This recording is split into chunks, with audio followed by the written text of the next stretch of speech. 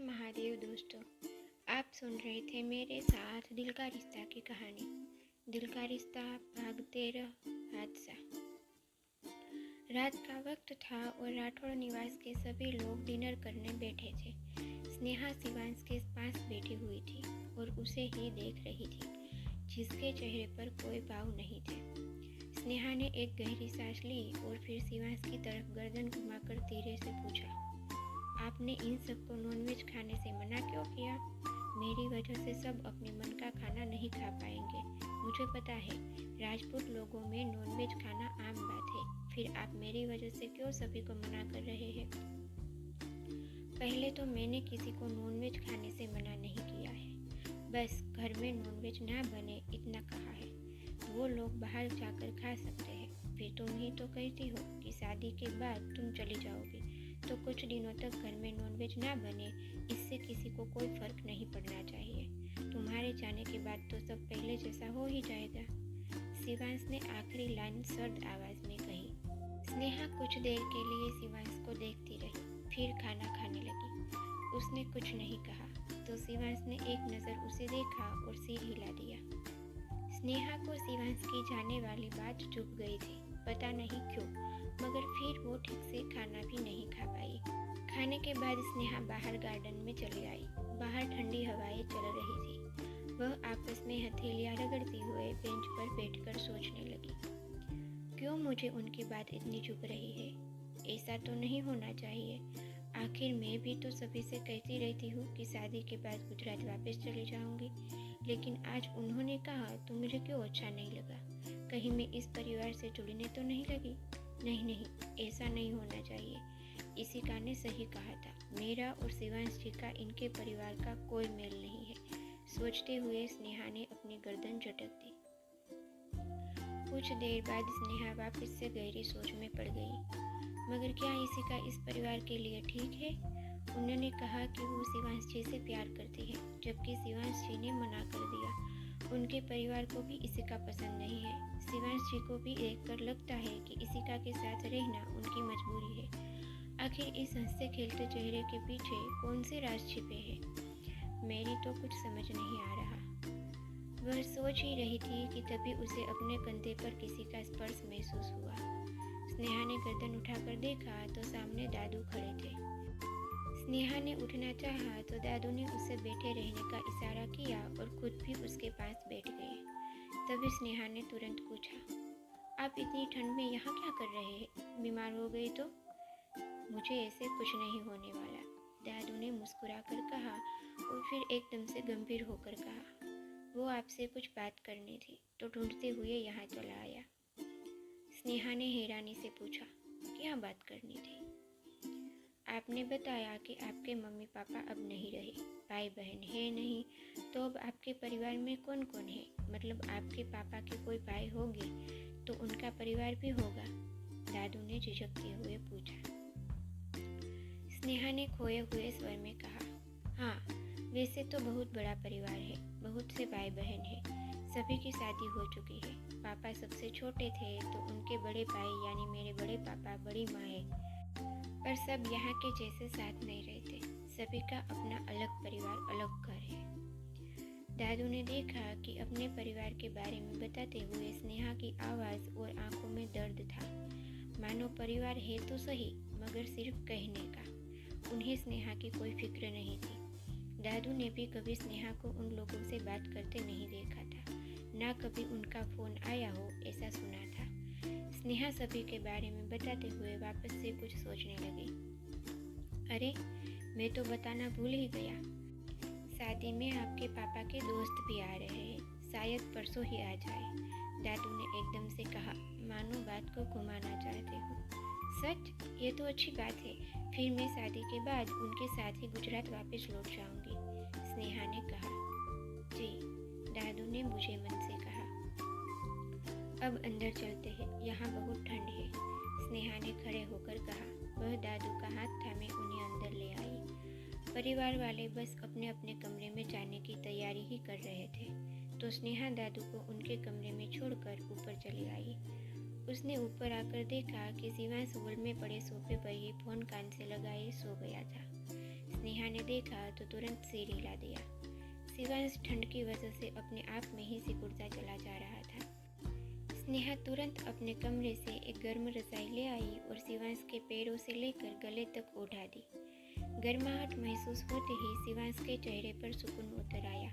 वह जैसे ही करवट बदलने को हुआ, फोन उसके कान से सरक गया, मगर नीचे गिरता उससे पहले स्नेहा ने अपने हाथों में ले लिया। उसने फोन टेबल पर रखा और जैसे ही जाने लगी, फोन की रिंग बजी। स्नेहा तुरंत पलटी और फोन हाथों में लेकर थोड़ी दूर चली आई। स्क्रीन पर देखा तो ईशु नाम फ्लैश हो रहा था। स्नेहा ने देखा कि शिवांश गहरी नींद में सो रहा है। वह फोन की आवाज़ से जाग ना जाए सोचकर स्नेहा ने हड़बड़ाहट में कॉल कट कर दिया। फिर खुद ही घबरा गई कि ये उसने क्या कर दिया। वह कभी फोन की स्क्रीन को देखती तो कभी शिवांश को। तभी दोबारा फोन आए। इससे पहले स्नेहा ने फोन साइलेंट कर दिया और वापस से टेबल पर रखकर अपने कमरे में चली आई। उसने जो किया उसकी वजह से स्नेहा के साथ क्या हो सकता था, ये तो वो भी नहीं जानती थी। सुबह जब शिवांश की आंखें खुली तो उसने खुद को रजाई में लिपटा पाया। उसने पाया कि उसमें से फीमेल परफ्यूम की खुशबू आ रही थी।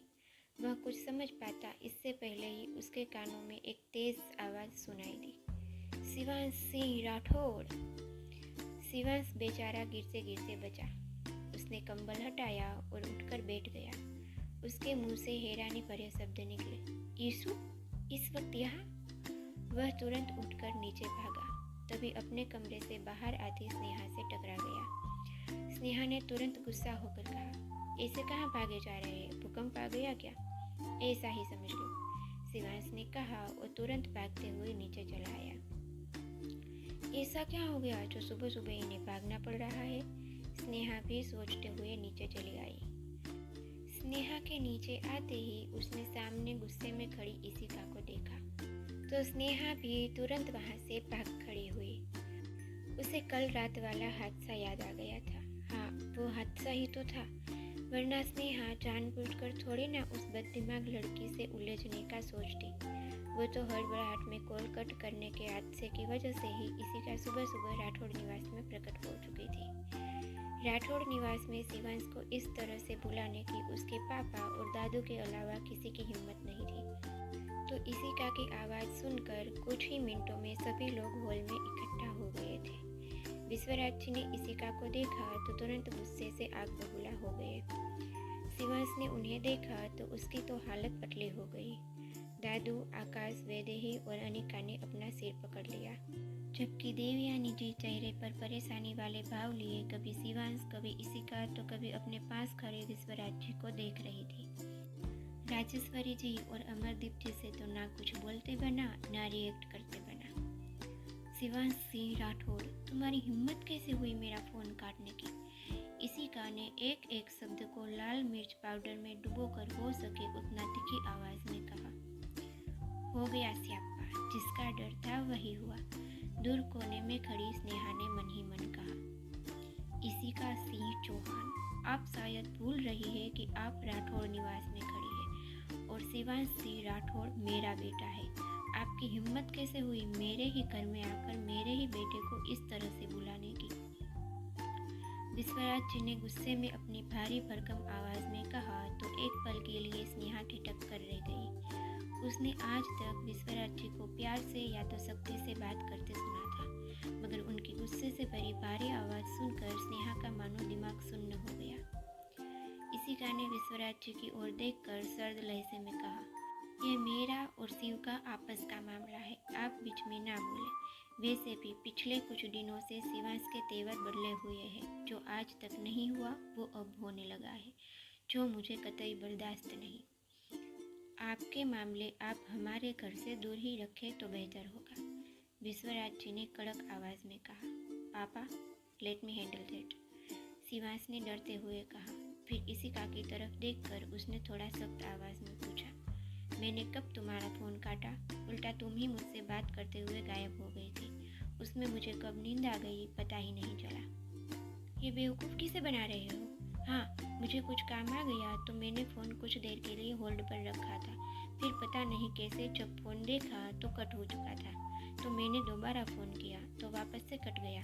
फिर मैं बार बार फ़ोन करती रही मगर तुमने फ़ोन उठाया ही नहीं। ऐसा तो कभी नहीं हुआ। मैं देख रही हूँ, पार्टी के बाद से तुम मुझसे उतनी बातें नहीं करते। तुम मुझे इग्नोर करने लगे हो। इशिका ने सारी बातें बताते हुए कहा, ऐसा कुछ नहीं है, मैं ऐसा कर ही नहीं सकता क्योंकि मुझे तुम्हारी ज़रूरत है। शिवांश ने आखिरी लाइन मन में ही बोली। इशिका ने एकदम से तेज़ आवाज़ में कहा, तो फिर कल जो हुआ वो क्या था? मुझे उस बारे में कुछ पता नहीं है, शिवांश ने परेशान सी आवाज़ में कहा और अपना सिर पकड़ लिया। शिवांश को परेशान देखकर स्नेहा एकदम से इशिका के सामने आई और कहा, वो सच कह रहे हैं, उन्हें कुछ पता नहीं है क्योंकि वो तब सो रहे थे। पहली बार शायद कॉल गलती से कटा होगा क्योंकि ये फ़ोन कान से लगाए सो गए थे। फिर दूसरी बार मैंने काटा था क्योंकि आपके फ़ोन की रिंग की वजह से इनकी नींद डिस्टर्ब हो जाती। स्नेहा को शिवांश की नींद की इतनी फिक्र थी, ये सुनकर शिवांश तो हैरान रह गया, जबकि दादू और आकाश के चेहरे पर मुस्कान तैर गई। इशिका ने सुना तो उसका गुस्सा 7वें आसमान पर पहुंच गया। उसने स्नेहा को घूरते हुए कहा, नींद डिस्टर्ब हो जाती तो हो जाती, तुम्हें उससे क्या? तुम्हारी हिम्मत कैसे हुई कि तुम मेरा फ़ोन काटो? सॉरी, पर उस वक्त कुछ समझ नहीं आया तो हड़बड़ाहट में कॉल काट दिया, स्नेहा ने धीरे से कहा, क्योंकि कहीं ना कहीं उसे लग रहा था कि उसका बिना शिवांश को पूछे कॉल कट करना गलत था। सॉरी माय फुट, जब से मिली हो नाक में दम कर रखा है। आखिर तुम मेरे और शिवांश के बीच क्यों आ रही हो? इशिका ने गुस्से में तिल मिलाते हुए कहा, सॉरी, कल मेरी गलती थी इसलिए, मगर उस रात आपकी ही गलती थी। स्नेहा ने अभी कहा ही था कि इशिका ने गुस्से में आग बबूला होकर स्नेहा को मारने के लिए हाथ उठाकर कहा, तुम्हारी इतनी हिम्मत? इशिका! अभी इशिका स्नेहा को मार पाती उससे पहले शिवांश और विश्वराज जी दोनों ने चिल्लाकर कहा। आकाश, अनिका, वैदेही, दादू चारों चौंक उठे। फिर एकदम से आकाश ने आगे आकर इशिका का हाथ पकड़कर उसे नीचे करते हुए अपनी तर्जनी उंगली और गर्दन एक साथ नामे हिलाई।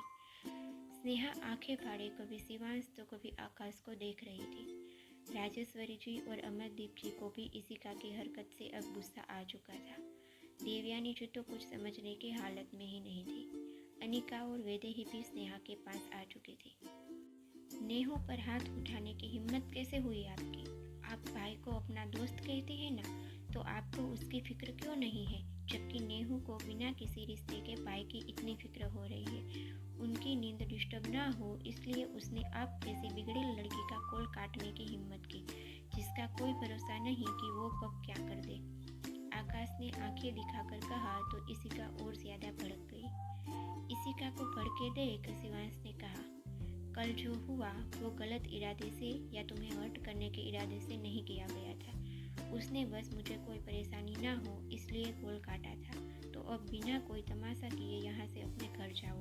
हमें आज तिलक की रस्म के लिए जाना है, तो खुशियों का माहौल मत बिगाड़ो। वो तो ये पहले ही कर चुकी है, विश्वराज जी ने इशिका को घूरते हुए कहा। Oh really? आप शायद भूल रहे हैं, आज जो हुआ वो कुछ भी नहीं है।